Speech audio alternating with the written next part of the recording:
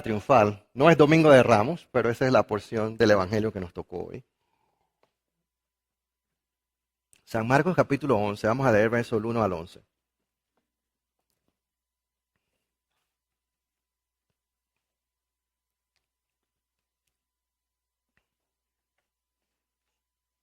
Marcos, Evangelio de Marcos, capítulo 11, versos 1 al 11. Dice así la palabra del Señor. Cuando se acercaban a Jerusalén y llegaron a Betfagé y a Betania, junto al monte de los olivos, Jesús envió a 2 de sus discípulos con este encargo. Vayan a la aldea que tienen enfrente. Tan pronto como entren en ella, encontrarán atado un burrito en el que nunca se ha montado nadie. Desátenlo y tráiganlo acá. Y si alguien les dice, ¿por qué hacen eso? Díganle, el Señor lo necesita y enseguida lo devolverá. Fueron, encontraron un burrito afuera en la calle, atado a un portón, y lo desataron. Entonces, algunos de los que estaban allí les preguntaron, ¿qué hacen desatando el burrito?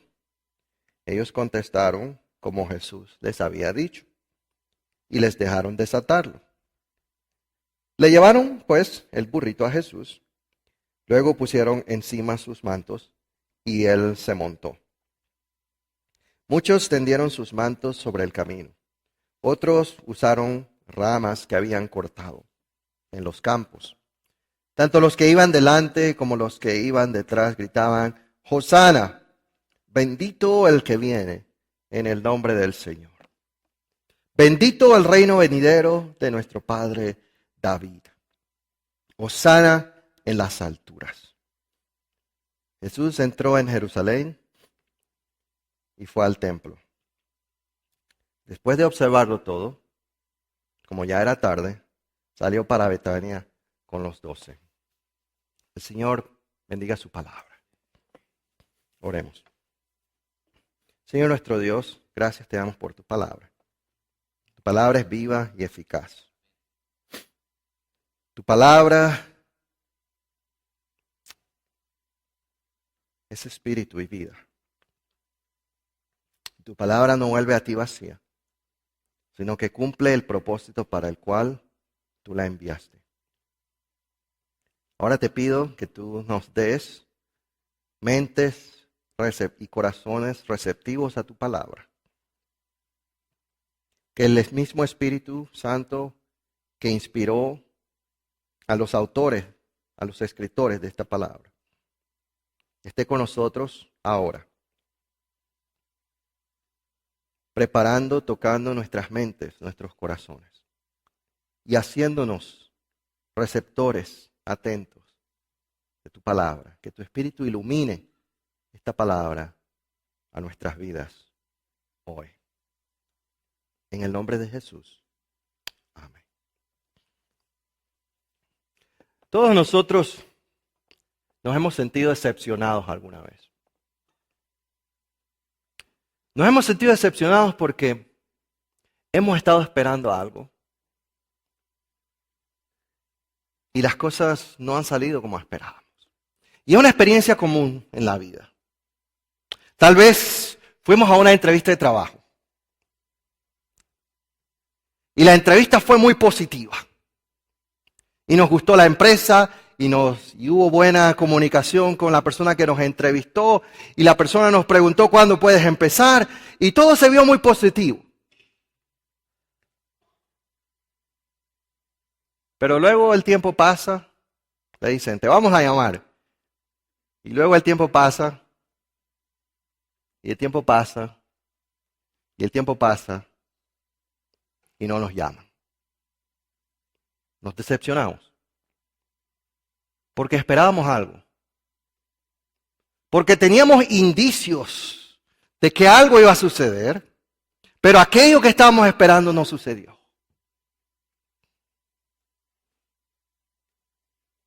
Nos pasa en la vida en muchas situaciones. Pero nos pasa con Dios también. Hemos esperado cosas de Dios que no han llegado. Hemos tenido la expectativa de que Dios va a hacer algo. Y Dios no ha hecho nada. Hemos tenido la esperanza, el sentimiento, la intuición de que Dios va a actuar de una determinada manera. Y Dios parece o no actuar o parece hacer algo completamente diferente a lo que nosotros estábamos esperando.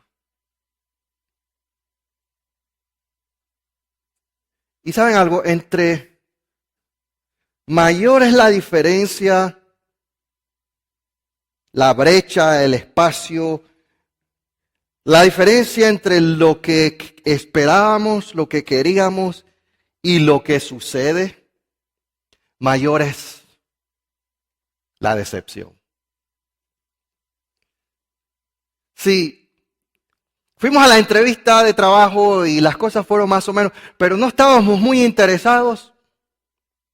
No nos sentimos tan mal cuando no nos llaman. O cuando nos llaman y nos dicen, o cuando llamamos, nunca nos llaman, siempre uno tiene que llamar. Cuando llamamos y preguntamos y nos dicen, ya la posición la llenaron. Si no estábamos esperando mucho eso, nos sentimos un poco decepcionados, pero no nos sentimos tan decepcionados.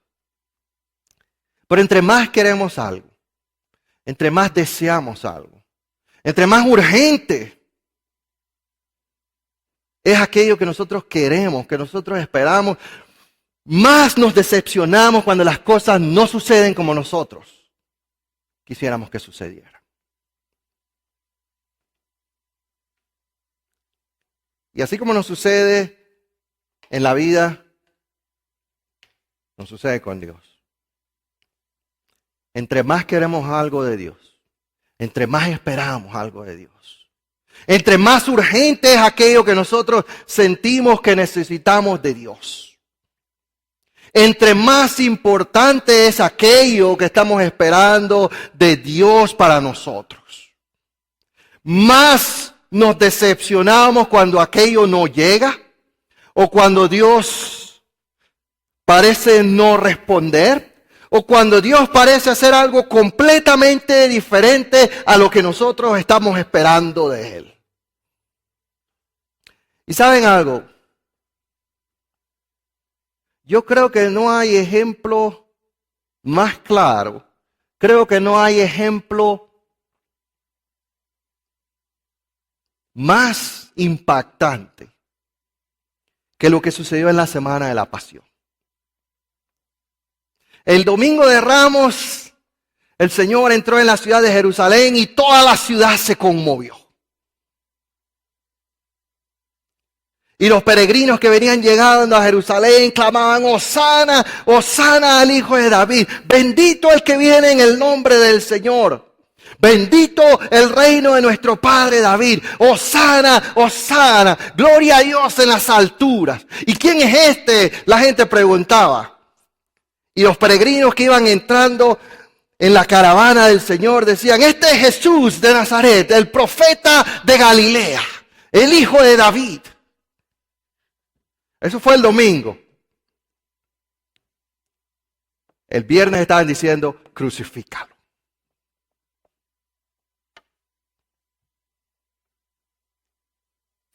Un pueblo decepcionado.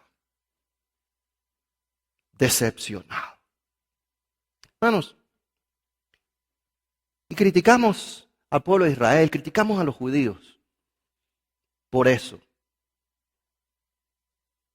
Pero tenemos que entender que ellos vivían tiempos de gran opresión. Vivían tiempos difíciles. Los judíos vivían en una gran frustración. Bueno, ellos eran una nación ocupada. Ocupada por un imperio extranjero. Pisoteados por el ejército de los romanos. Por el poder militar de Roma. Una nación que había perdido completamente su independencia y el derecho de autodeterminación. Cuando los romanos entraron y conquistaron, el general Pompeyo conquistó la ciudad de Jerusalén en el año 63 a.C., se acabó la independencia de los judíos. La máxima autoridad en el pueblo de Israel era el sumo sacerdote. ¿Quién nombraba al sumo sacerdote? El emperador romano. ¿Quién decidía lo que se hacía en Israel, en Palestina? El emperador, el procurador, la autoridad romana. Roma llegó y les impuso, la palabra dice, impuestos. ¿Qué es un impuesto? Algo que te imponen. Nadie paga impuesto voluntariamente. Es impuesto. Buen nombre le pusimos. Impuestos pesados. Hermanos, nos quejamos de Canadá. Nos quejamos de Canadá. Algunos pagan hasta casi la mitad de su salario en impuestos en este país. Pero los impuestos de Roma eran más pesados. No solo eso. Los cobradores de impuestos tenían la libertad de cobrar mayor impuesto para quedarse con la diferencia. Así que si el Imperio Romano ponía un impuesto del 50%, el cobrador de impuestos cobraba 60-70% para poder quedarse con una comisión. Un régimen opresivo. Los romanos trataban a los judíos como perros, como bárbaros. El romano tenía la autoridad de confiscar cualquier propiedad de un judío en nombre del imperio. El romano tenía la autoridad de decirle a cualquier judío, tú deja lo que estás haciendo y cárgame este baúl, esta maleta mía. Vaya.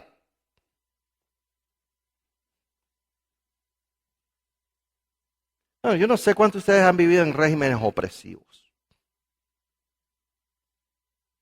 Gracias a Dios en mi país de origen nunca estuvimos ocupados por una nación extranjera.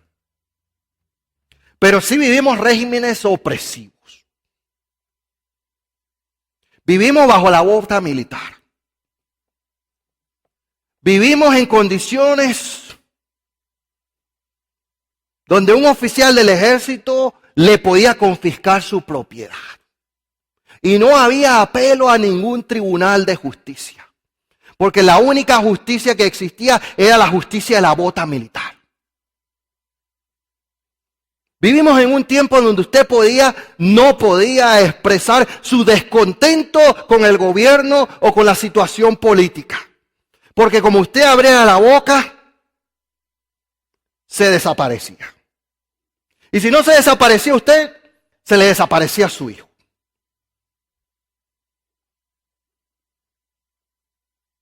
Vivimos un régimen donde, como dije, cualquier oficial del ejército podía obligarlo a hacer lo que él quisiera.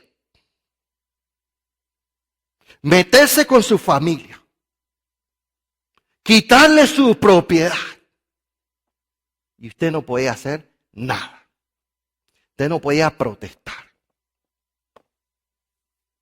Tenía que quedarse con la boca callada. Hermanos, y eso trae frustración. Eso trae frustración. Y nos preguntamos, ¿cómo es posible que Dios permita semejante injusticia? Trae dolor.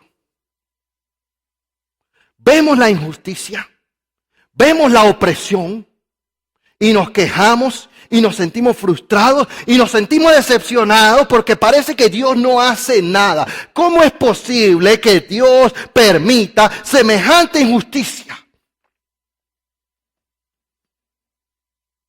Vemos la desigualdad social, vemos la opresión, vemos la discriminación y nos sentimos frustrados y nos sentimos indignados porque queremos que Dios haga algo al respecto. A veces, la frustración toca la puerta de nuestra casa El dolor toca la puerta de nuestra familia. Yo tuve un primo, Luis. Luis era estudiante de Derecho. La Facultad de Derecho en Panamá siempre ha sido la que más protesta contra el gobierno.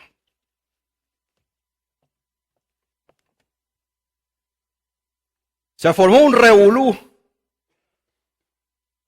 Se formó un revolú en la Facultad de Derecho en el campus universitario. Los soldados de Noriega entraron con gas lacrimógeno, con armas pesadas en el campus universitario.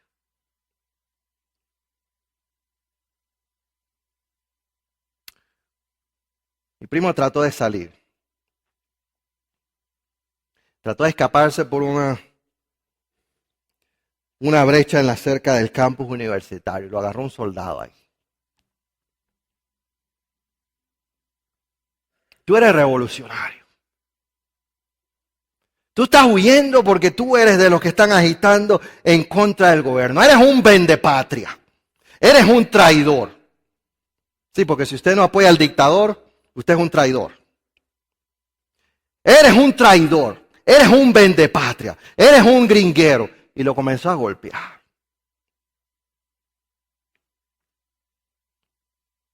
Y después que lo golpeó y lo dejó irreconocible, le descargó el arma.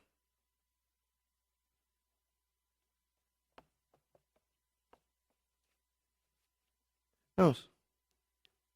Eso da rabia. Eso trae frustración. Eso trae dolor, indignación. Eso nos hace preguntarnos, ¿dónde está Dios y qué hace Dios al respecto?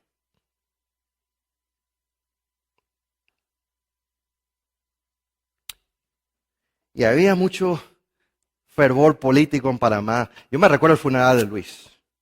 Fueron todos los líderes de la oposición política. Y yo estaba mirando por dónde estaba la puerta, porque digo, por aquí se van a aparecer los soldados y vamos a tener que salir corriendo. Y cuando el pastor subió al púlpito a predicar, toda la iglesia comenzó a clamar, justicia, justicia, justicia.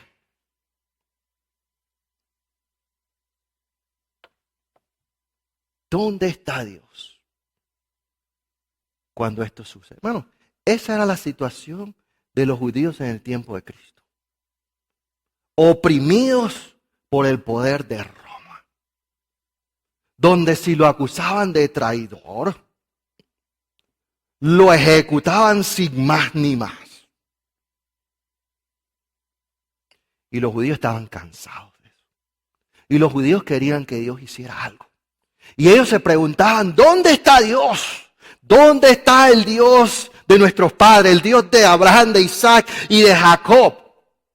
Para que venga a salvarnos de esta opresión. Para que venga a salvarnos de nuestros enemigos. Para que venga a salvarnos de la injusticia. Para que venga a salvarnos de la desigualdad social. Para que venga a salvarnos de la discriminación. Para que venga a traernos liberación. Y ellos tenían esperanza. Sí, tenían esperanza. Porque ellos tenían las profecías del Señor. La palabra del Señor prometía la llegada de alguien. Un descendiente del rey David. Alguien de la casa de David. Que iba a llegar a traerles liberación. Alguien que iba a llegar de la casa de David a cambiar las cosas. Alguien que iba a llegar de la casa de David a establecer justicia. El profeta Isaías había dicho, saldrá una vara del tronco de Isaí. Un vástago retoñará de sus raíces y reposará sobre él el espíritu del Señor. Espíritu de sabiduría y de inteligencia, de consejo y de poder. Espíritu del conocimiento del Señor. Él no juzgará según la vista de sus ojos, ni arguirá por lo que oigan sus oídos, sino que juzgará con justicia a los pobres y arguirá con equidad por los mansos de la tierra. Eso es lo que ellos estaban esperando. Estaban esperando que Dios enviara al Mesías. Estaban esperando que Dios enviara a aquel hijo de David. Estaban esperando que Dios enviara a aquel libertador. El profeta Isaías había dicho, le será la justicia el cinto de sus lomos y la fidelidad el ceñidor de su cintura. Eso es lo que ellos estaban esperando. Hermanos, y un pueblo oprimido con esperanza es un pueblo peligroso. Es como un tanque lleno de vapores de gasolina, esperando por una chispa para estallar. Ellos tenían esperanza. Estaban esperando que Dios hiciera algo. Hermano, y la fiesta de la Pascua era un momento en que la esperanza de Israel efervescía. ¿Por qué? Porque la Pascua era la celebración de lo que el Señor había hecho por ellos sacándolos de Egipto. La Pascua era la celebración de aquel evento en la historia de Israel cuando Dios los había librado de la opresión de Egipto, cuando Dios los había librado de la opresión del faraón, cuando Dios los había sacado de 400 años de esclavitud en Egipto. Y los judíos esperaban que así como Dios los había librado de Egipto, Dios los iba a librar de Roma. Así como Dios había intervenido de manera milagrosa y les había enviado a Moisés para librarnos de la opresión de los egipcios, así Dios iba a intervenir en la historia nuevamente y les iba a enviar al Mesías para librarnos de la opresión de los romanos.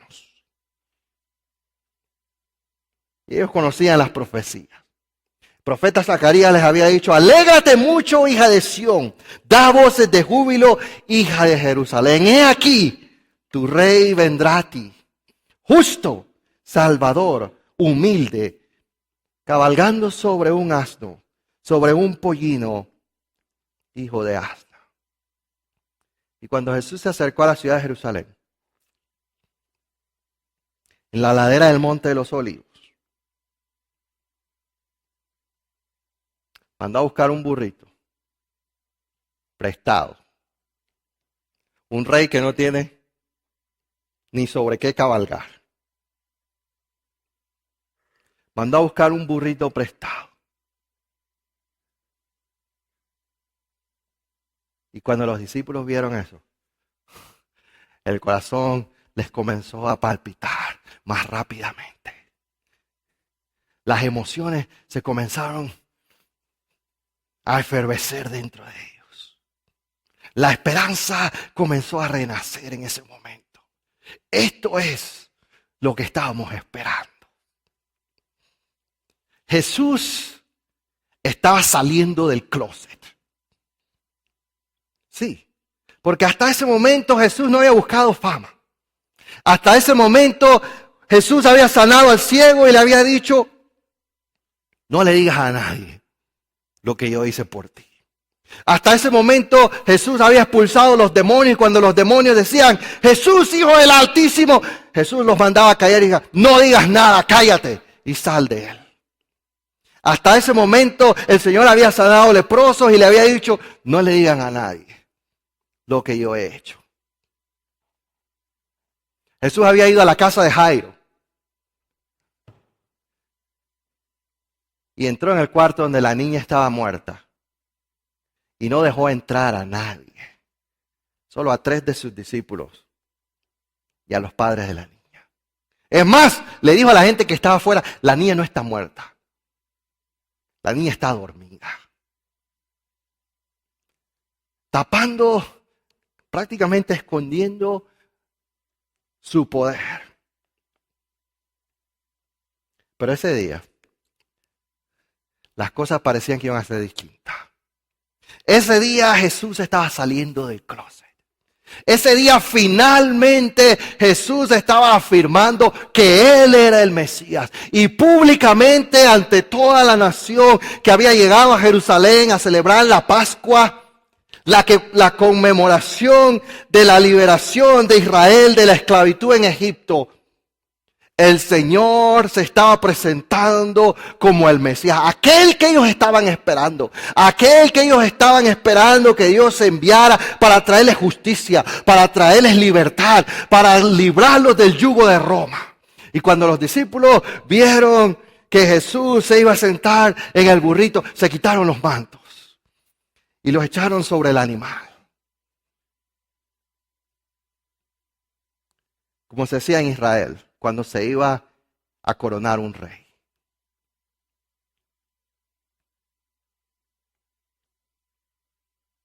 Y cuando el Señor se monta sobre el burrito, otros comienzan a tirar los mantos en el camino. Y ramas.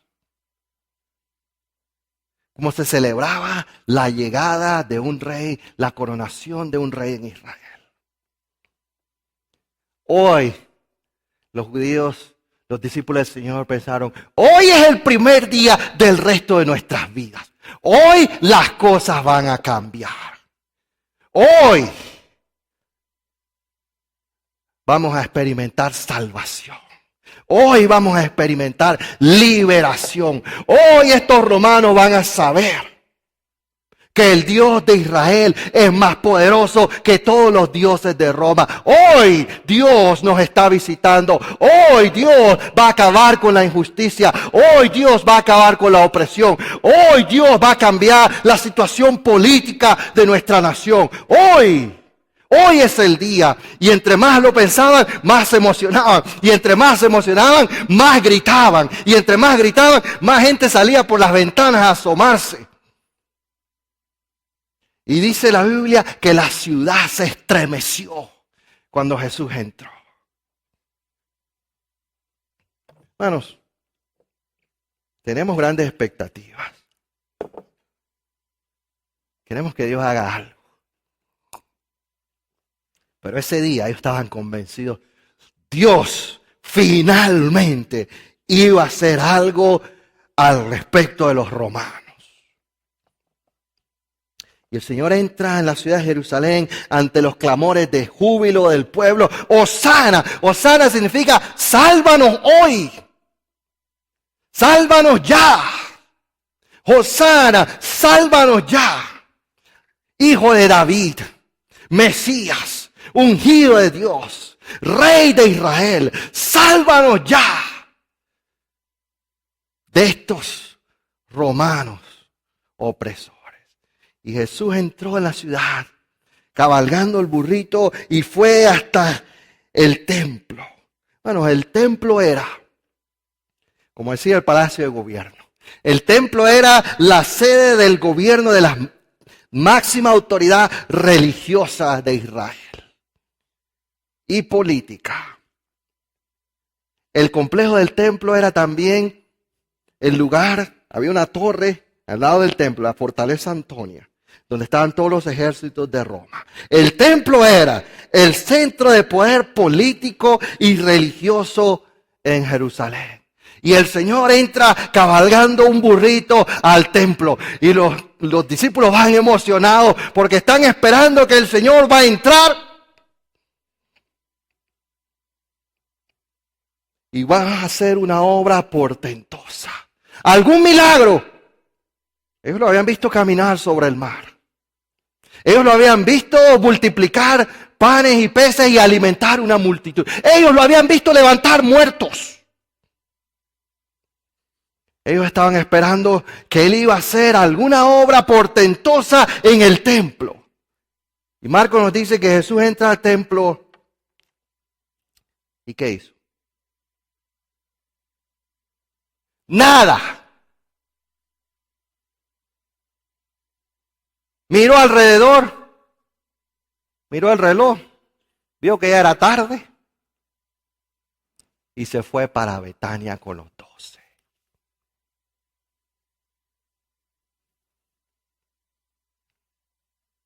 Bueno, qué decepción.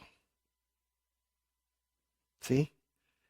Ahí es donde la decepción nace. Cuando estamos esperando algo y nada sucede. Cuando estamos esperando que Dios haga algo y Dios no hace nada.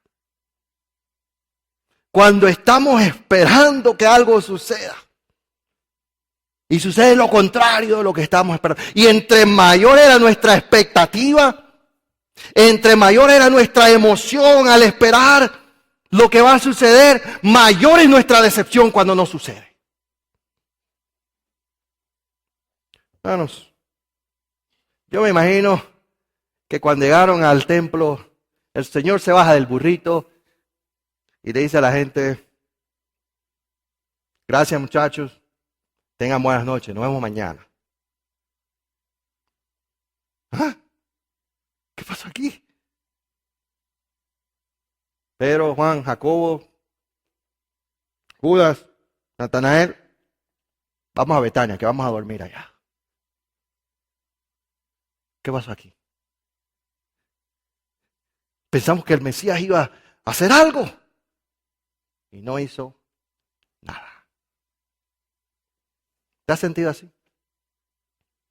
Que has esperado que Dios va a hacer algo y de repente parece que Dios no hace nada.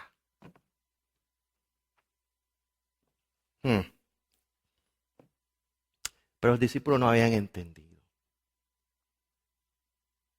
En el camino a Jerusalén, los discípulos habían llegado donde el Señor y le habían dicho: Señor, cuando tú establezcas el reino, queremos sentarnos uno a tu derecha y el otro a tu izquierda. Y Jesús le quedó mirando y dice: muchachos, ustedes no saben lo que están pidiendo. Ustedes no saben lo que están pidiendo. Pueden tomar la copa que yo voy a tomar y ser bautizados con el bautismo con el que yo voy a ser bautizado. Oh, ¿cómo no? Sí, sure. De cierto les digo que de la copa que yo voy a tomar, van a tomar. Y del bautismo con el que yo voy a ser bautizado, van a ser bautizados. Pero sentarse a mi derecha o a mi izquierda no me toca a mí concederlo, sino al Padre. Ven acá, los demás, ven acá. Acérquense aquí, que les voy a decir algo. Los líderes políticos, los líderes de las naciones, los reyes, los dictadores, los conquistadores, se enseñorean sobre la gente y oprimen al pueblo. Pero no es así, no debe ser así entre ustedes. El que quiera ser el más grande, ese sea el siervo. Porque el Hijo del Hombre, yo, no vine a ser servido, sino a servir. Y a poner mi vida en rescate por muchos. Los discípulos no habían entendido. El pueblo esperaba ansiosamente libertad política, pero Jesús les trajo libertad espiritual. El pueblo ansiaba un reino político, pero Jesús dijo: mi reino no es de este mundo. El pueblo esperaba un Mesías que llegara a la ciudad y derrotara a los romanos. Pero Jesús le dijo: yo no he venido a ser servido, sino a servir. Y a poner mi vida en rescate por muchos. Hermanos, ¿saben algo? ¿Saben por qué nos decepcionamos muchas veces? Porque Dios no trae la salvación que nosotros queremos. Dios trae la salvación que nosotros más necesitamos. Hermanos, ¿de qué sirve la libertad política si somos esclavos del pecado? ¿De qué sirve la libertad política si estamos encadenados por el reino de las tinieblas? ¿De qué sirve la salud si estamos espiritualmente muertos? ¿De qué nos sirve las riquezas y las posesiones materiales si estamos espiritualmente en bancarrota? Jesús dijo, la vida del hombre no consiste en la abundancia de los bienes que posee. También dijo, si el Hijo los libertare, seréis verdaderamente libres. Yo he venido a deshacer las obras del diablo. Hermanos, ¿de qué nos sirve libertad política? ¿De qué nos sirve justicia social? ¿De qué nos sirve todas estas cosas que queremos ver en nuestra sociedad? ¿De qué nos sirve justicia en nuestras oficinas, en nuestros centros de trabajo? ¿De qué nos sirven esas cosas si vivimos esclavizados del pecado? ¿Qué aprovechará el hombre si ganara el mundo y perdiere su alma? Hermanos, Dios no nos trae siempre la salvación que nosotros queremos, sino la salvación que más necesitamos. Dios no nos trae siempre la libertad que nosotros más queremos, sino la libertad que más necesitamos. La libertad de las tinieblas, la libertad del pecado, la libertad de Satanás. Y por eso el pueblo de Israel se decepcionó con su Mesías. Hasta hoy. Los judíos no lo aceptan. Y por eso nos decepcionamos nosotros con Dios. Porque estamos esperando una clase de liberación, una clase de salvación. Pero Dios no trae la liberación, la salvación que nosotros queremos en ese momento, sino la que más necesitamos. La del corazón. La del espíritu. Bueno, y ahí acaba la historia. Entonces, ¿será que Dios no se interesa en traer justicia? Entonces, ¿será que Dios no le importa la opresión, la tiranía, la desigualdad social? Entonces, ¿será que Dios lo único que le interesa es la libertad espiritual y transformar el corazón del hombre? No, mi hermano. Dios, a su tiempo, en su tiempo, traerá justicia. En su tiempo, Dios acabará con la desigualdad social. En su tiempo, Dios acabará con la injusticia. En su tiempo, Dios derribará todo ejército y todo régimen opresor. En su tiempo, Dios hará prevalecer justicia sobre la tierra. El apóstol Juan nos habla de aquel día en la visión apocalíptica. Apocalipsis capítulo 19. Y entonces vi el cielo abierto. Y he aquí un caballo blanco. Aquel que entró en Jerusalén en Domingo de Ramos, en un burrito prestado, va a regresar un día. Pero no montando un burrito prestado. Vi el cielo abierto. Y aquí un caballo blanco. Y el que lo montaba se llama el fiel y verdadero. Y con justicia él juzga y pelea. Sus ojos como llama de fuego. En su cabeza una corona con muchas diademas. Estaba vestido con una ropa teñida en sangre. Y su nombre es el Verbo de Dios. Y los ejércitos celestiales, vestidos de lino finísimo, blanco y limpio, le seguían en caballos blancos. De su boca sale una espada aguda para herir con ella a las naciones. Y él regirá las naciones con vara de hierro. En su vestidura y en su muslo tiene escrito este nombre: Rey de Reyes y Señor de Señores.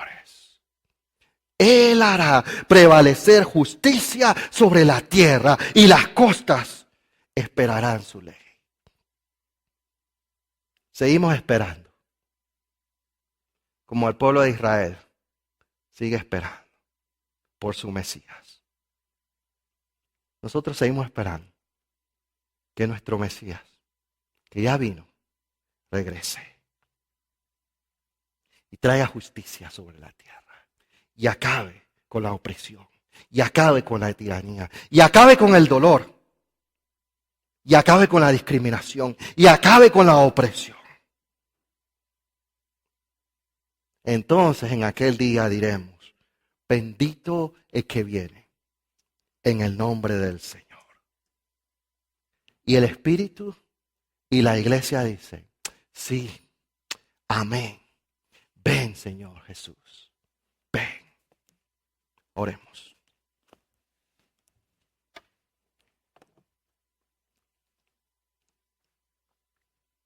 Señor, gracias por tu palabra. Gracias por la salvación.